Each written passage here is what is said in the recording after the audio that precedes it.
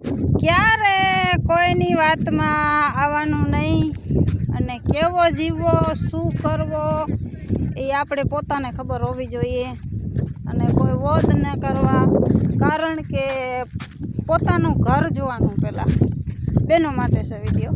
પોતાનું ઘર જોવાનું કે મારા ઘરમાં કેવી પરિસ્થિતિ છે, શું નથી, એ જોઈ જાણી અને પછી જે ખર્ચા કરો કે તમારા ઘરવાળાને તમે કહો આ લઈ દે ને તે લઈ દે ને, તો આવો કોઈ દિવસ નહીં કરવાનું.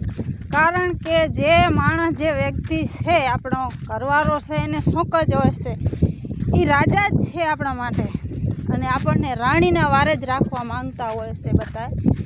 પણ અમુકની પરિસ્થિતિ નબળી હોય એના કારણે એની પહોંચાણ ના થતી હોય.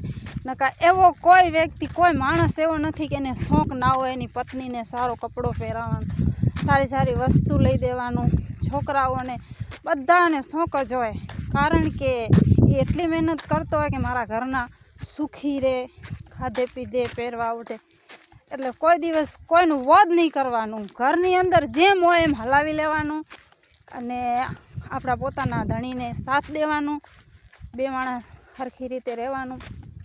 કારણ કે એકલા ઉપર નહીં નાખી દેવાનું ને આપણે ખોટા આપણા જ શોખ પૂરા કરીએ.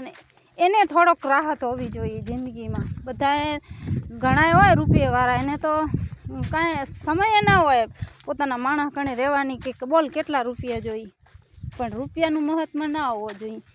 બહેનો માટે છે વિડીયો. કારણ કે એનામાં પણ જીવ છે, એને થોડોક શાંતિથી સમજવાનું. બસ મારે તો આટલો જ કહેવાનું, બીજો કાંઈ નહીં. તો જય માતાજી.